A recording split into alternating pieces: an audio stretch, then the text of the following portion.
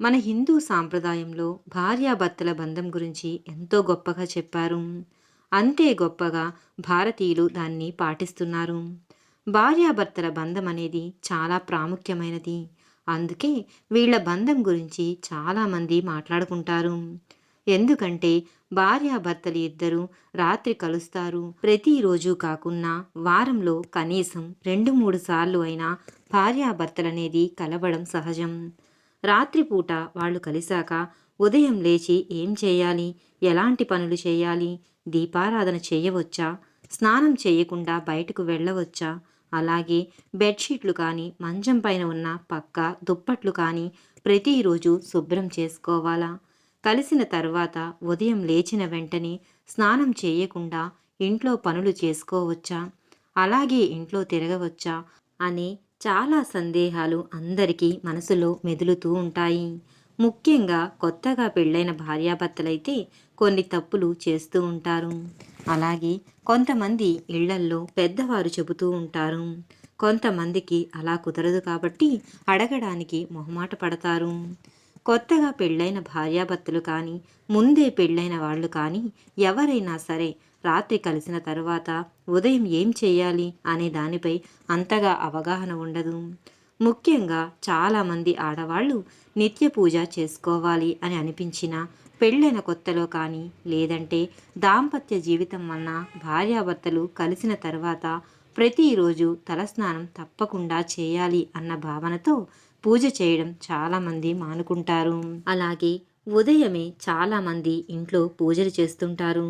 పూజలు చేసే విషయంలో వాళ్ళు కొన్ని తప్పులు చేస్తుంటారు. రాత్రిపూట ఆ పని చేసి ఉదయం సరైన నియమాలు పాటించకుండా పూజలు చేస్తుంటారు. నిజానికి పూజ అనేది ఇంట్లో పెద్దలు చేస్తుంటారు.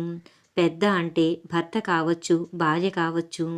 ఎక్కువగా భర్తే పూజ చేయాల్సి ఉంటుంది. ఆయనే ఇంటి యజమాని కాబట్టి. మగవారికి ప్రతిరోజు తలస్నానం చేసి దీపారాధన చేయాలి అన్న నియమం ఉంటుంది. కానీ ఆడవాళ్లకు ప్రతిరోజు తలస్నానం చేయాల్సిన అవసరం లేదు. ముఖ్యంగా అందరికీ వచ్చే సందేహం ఏమిటంటే, ముఖ్యమైన పూజలు ఉంటాయి కదా, అంటే ఇంట్లో ఏదైనా వ్రతం కానీ, లేదా ముడుపు కట్టడం కానీ, పండుగల సమయాల్లో అలా కొన్ని ప్రత్యేక పూజలు ఉన్నప్పుడు మాత్రం తప్పకుండా మనం తలస్నానం చేసి పూజ చేయాలని పండితులు చెబుతున్నారు. అలాగే మీరు ప్రత్యేకమైన పూజ అంటే ఇన్ని వారాలు అని ఏదైనా పూజ సంకల్పించుకొని చేస్తున్నప్పుడు కానీ, అలాగే కొంతమంది మంగళవారాలు, సోమవారాలు, శుక్రవారాలు, శనివారాలు ఇలా ఒక్కో వారం ప్రత్యేకంగా ఆ రోజు మీకు ఇష్టమైన దేవుడికి పూజ చేసుకొని ఒంటి పూట భోజనం చేస్తారు కదా, అలాంటి రోజు తప్పనిసరిగా తలస్నానం చేయాలి. ఇలా ప్రత్యేకమైన పూజలు ఉన్నప్పుడు తలస్నానం చేసుకుని మిగిలిన రోజుల్లో మామూలుగా ఒంటికి స్నానం చేసి పూజ చేస్తే సరిపోతుంది. తప్పనిసరిగా ప్రతిరోజు తలస్నానం చేయనక్కర్లేదు. ఆడవాళ్ళు పాపిట్లో ఎప్పుడూ కూడా గంగాదేవి కొలువై ఉంటుందని చెబుతారు. ఆ పాపిట్లో మనం కుంకుమతో బొట్టు పెట్టుకుంటే ఆ గంగమ్మను నిలుపుకున్నట్టే అని అర్థం. అందుకని చాలామంది ఆడవాళ్ళు ప్రతిరోజు తప్పనిసరిగా తలస్నానం చేయాల్సిన అవసరం లేదని చెబుతారు. స్త్రీలు ప్రతిరోజు స్నానం అవ్వగానే తప్పనిసరిగా పాపిట్లో కుంకుమతో బొట్టు పెట్టుకుంటే సరిపోతుంది. ఇలా తలస్నానం చేయకుండా దీపారాధన చేసేటప్పుడు పూజ గదిలో ఉన్న విగ్రహాలను కానీ, ఫోటోలను కానీ తాకడం అస్సలు చేయకండి. దూరంగా ఉండి మామూలుగా దీపారాధన చేసుకోవచ్చు. అలాగే భగవంతునికి నమస్కరించవచ్చు. అలాగే దంపతులు కలిసిన సమయంలో ప్రతిరోజు ఇంటిని తడిబట్టతో క్లీన్ చేయాలా అని చెప్పి అడుగుతారు. దేవుడి గది అనేది కొంతమందికి వేరేగా ఉంటుంది. కొంతమందికి హాల్లో మరియు కొంతమందికి కిచెన్లో ఉంటుంది. అది కూడా ఈశాన్య మూల ఉంటే చాలా మంచిది. బెడ్రూమ్లో అయితే దాదాపుగా దేవుడి గది ఎవ్వరూ పెట్టుకోకూడదు కూడా. వేరేగా కిచెన్లో దేవుని గది ఉన్నప్పుడు ఆ కిచెన్ వరకు మాత్రం తుడుచుకోండి.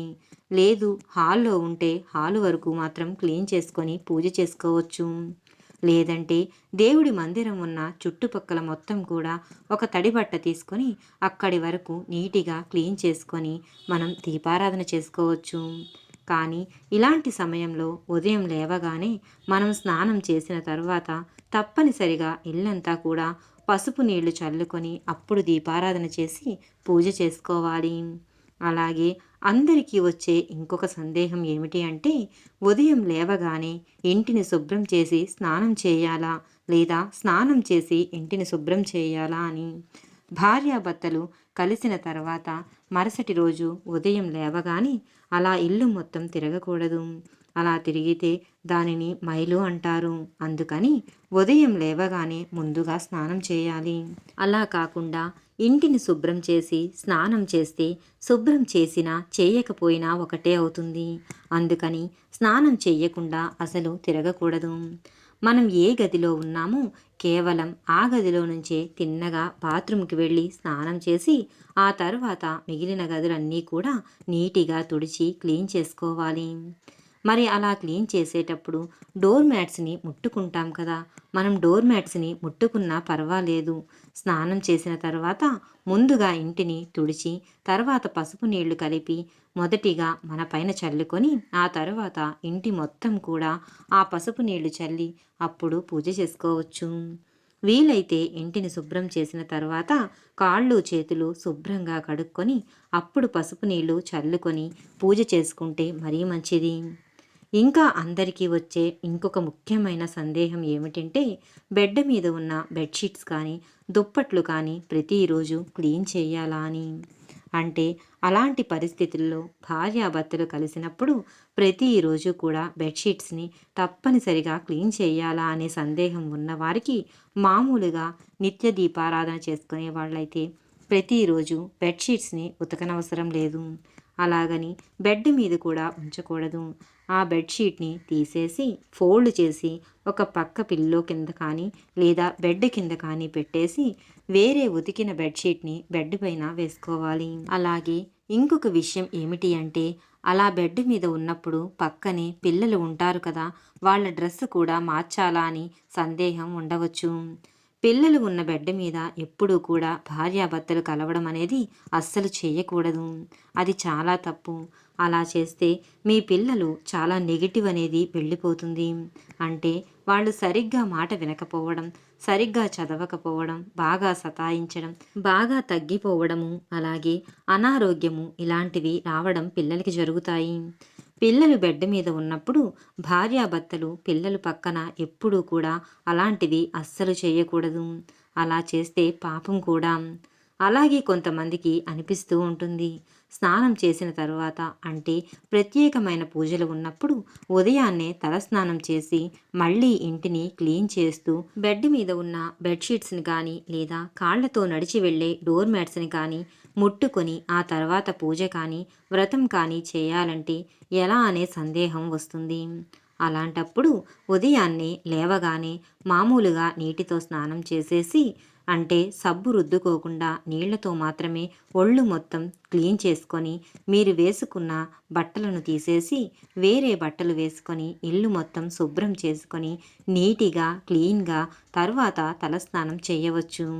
భార్యాభర్తలు కలిసిన మరుసటి రోజు ఉదయం ఎట్టి పరిస్థితుల్లో కూడా స్నానం చేయకుండా ఇంట్లో మొత్తం అలా తిరగడం కానీ లేదా అదే బట్టలు వేసుకొని అలా ఉండడం కానీ అస్సలు చేయకండి. అలాగే వంట చేయడం అనేది కూడా అస్సలు చెయ్యకూడదు. అలా చేస్తే అది పాపంగా పరిగణించబడుతుంది.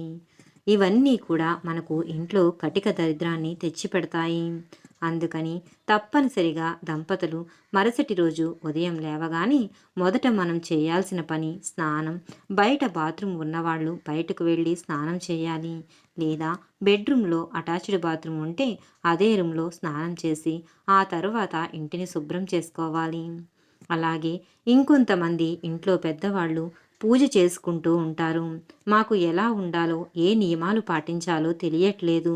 ఇలా భార్యాభర్తలు కలిసిన తర్వాత ఎలా ఉండాలో, ఎలా ఉండకూడదో అలాంటివి తెలియని వారి కోసం ఇంట్లో పెద్దవాళ్ళు పూజ చేసుకున్నప్పుడు మీకంటూ ఒక ప్రత్యేకమైన రూము ఉన్నట్లయితే తప్పనిసరిగా మీరు స్నానం చేసిన తర్వాతే ఆ రూములో నుంచి బయటకు రావాలి. స్నానం చేయకుండా అసలు ఇంట్లో తిరగకూడదు. ఆ గదిలో నుంచి బయటకు కూడా రాకూడదు.